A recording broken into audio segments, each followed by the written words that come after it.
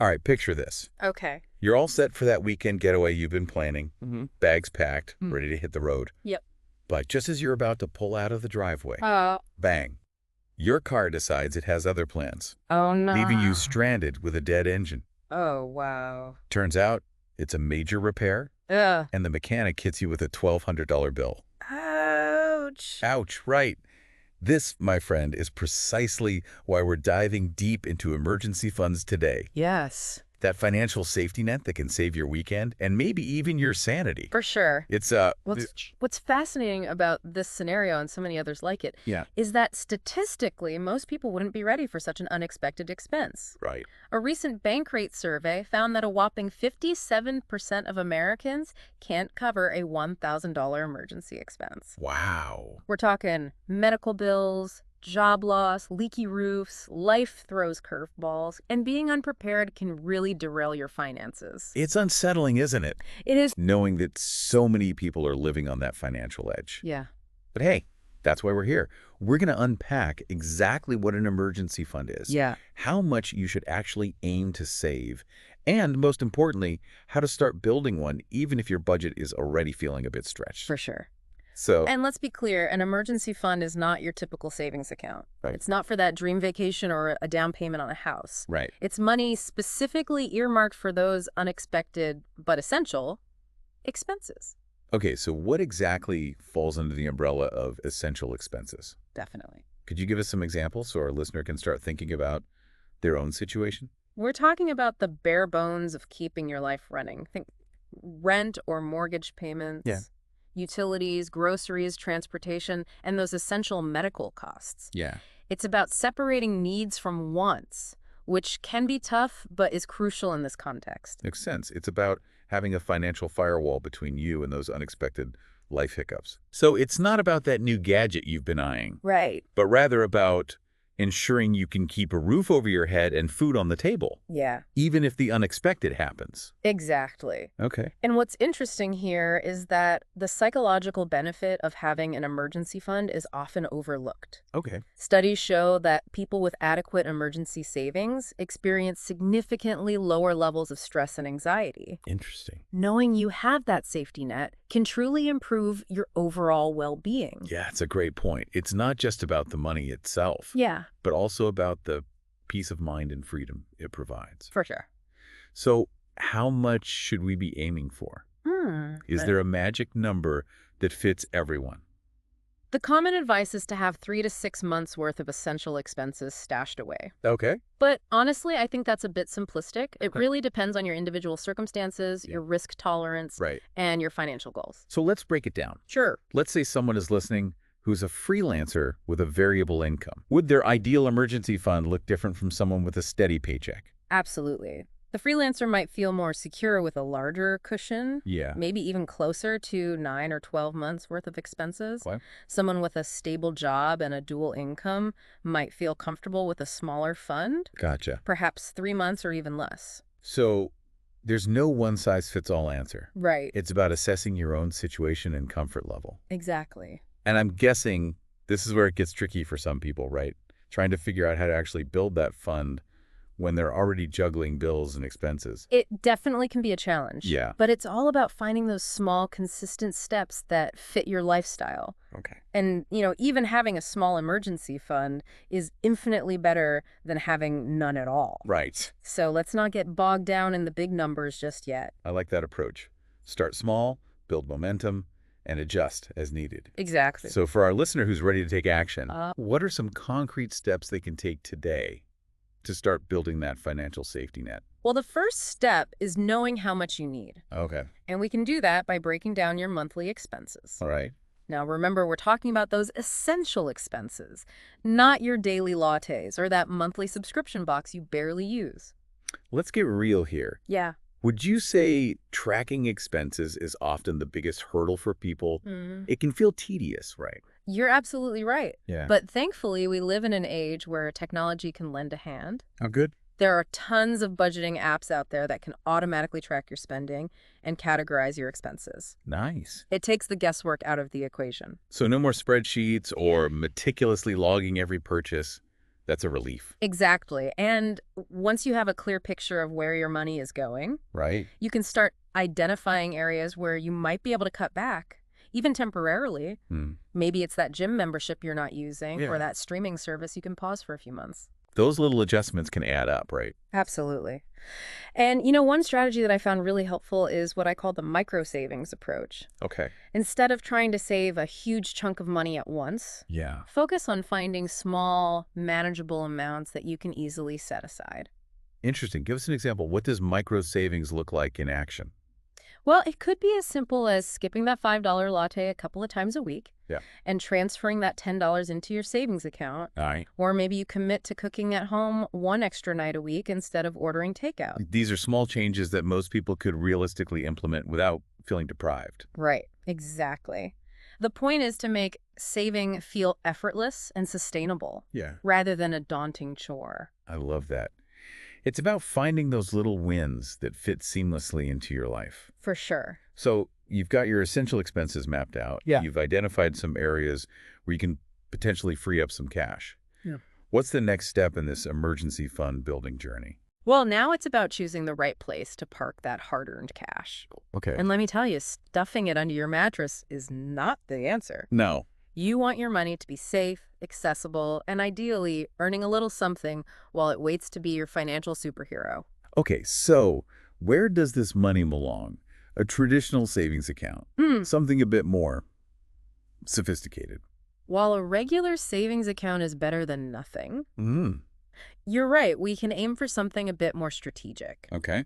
And that's where high-yield savings accounts and money market accounts come into play. Now, I'm sure our listener has heard these terms thrown around, Yeah. but could you break down the difference between the two? What makes them better suited for an emergency fund?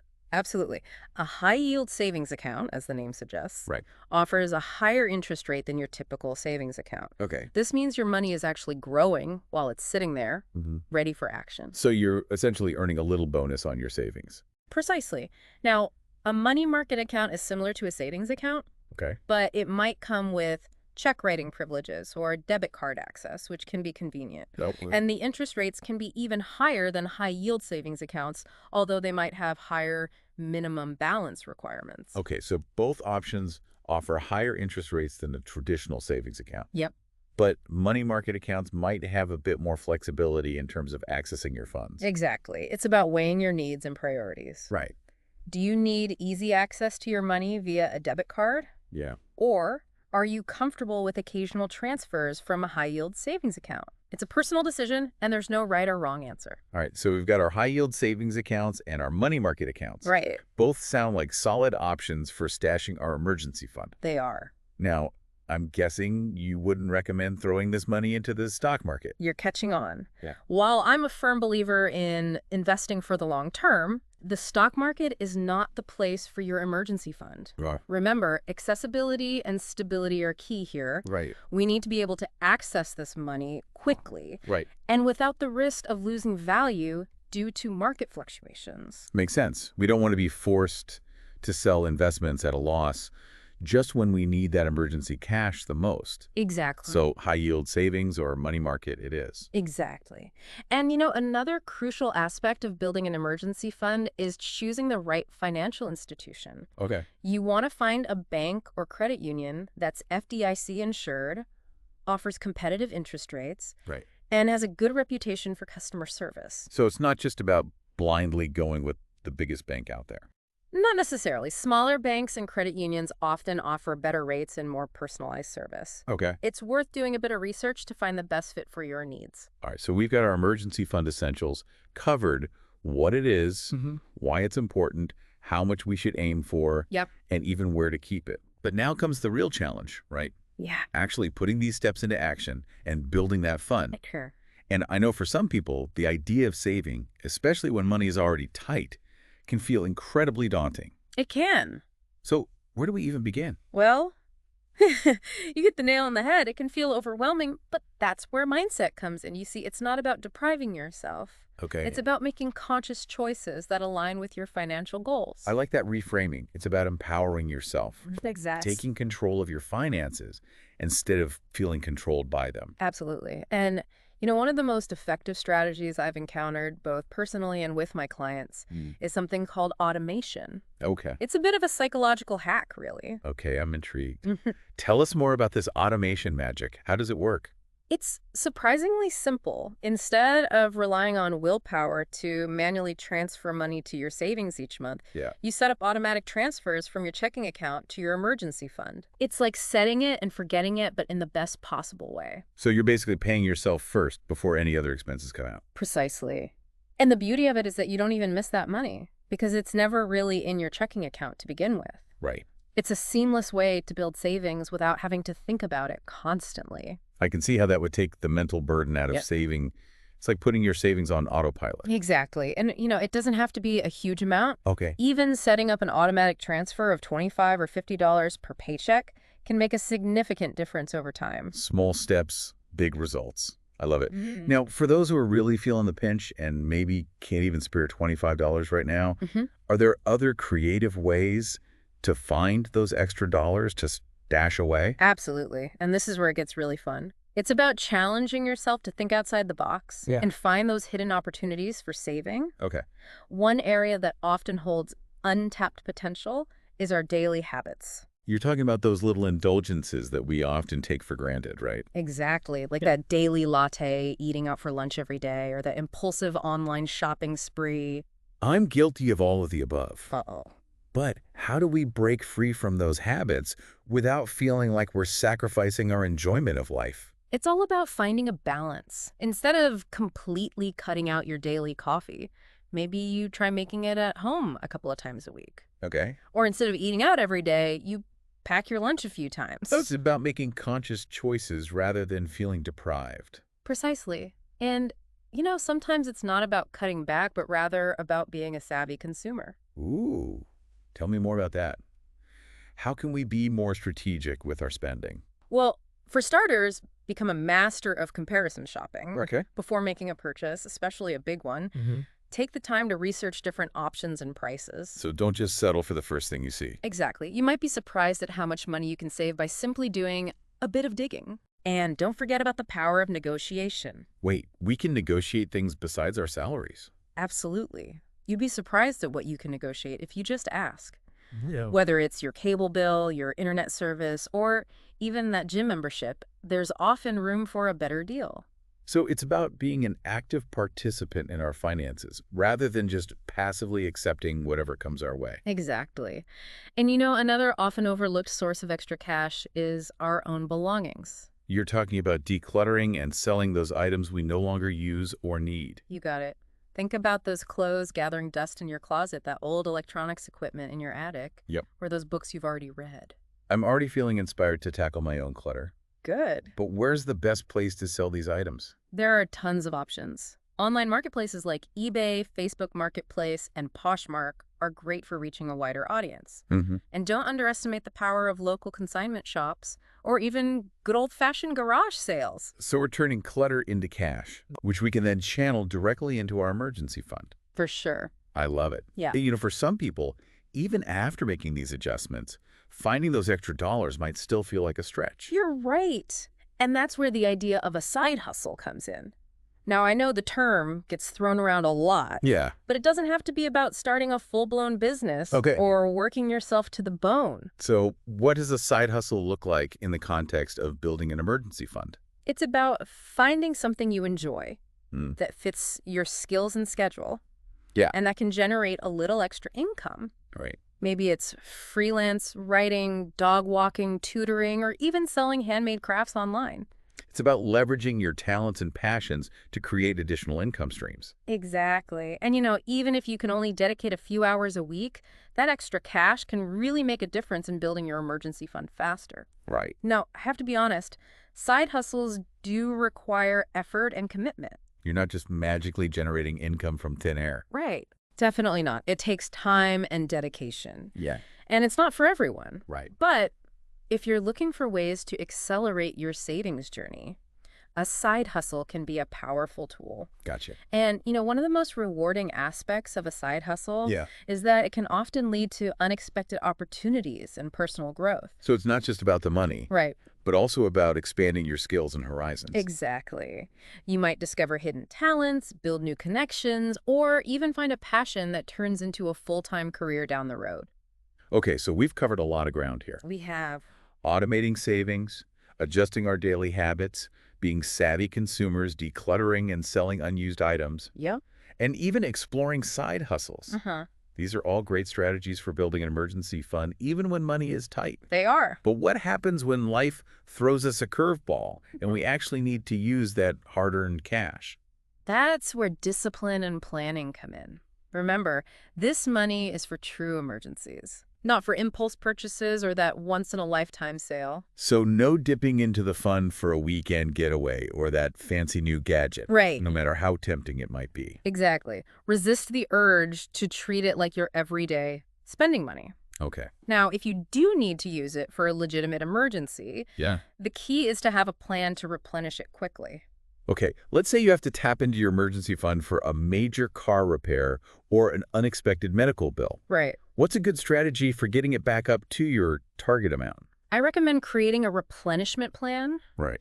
This could involve allocating a specific percentage of your income towards rebuilding the fund Okay. or exploring temporary cost-cutting measures. So almost like treating it as a non-negotiable bill, just like your rent or utilities. Exactly. And remember, it's important to stay flexible and adaptable. Okay. If your circumstances change, your replenishment plan might need to adjust as well. Makes sense. Eh. It's not about rigidly adhering to a plan, but rather about having a framework that you can adapt to life's ever-changing circumstances. You got it.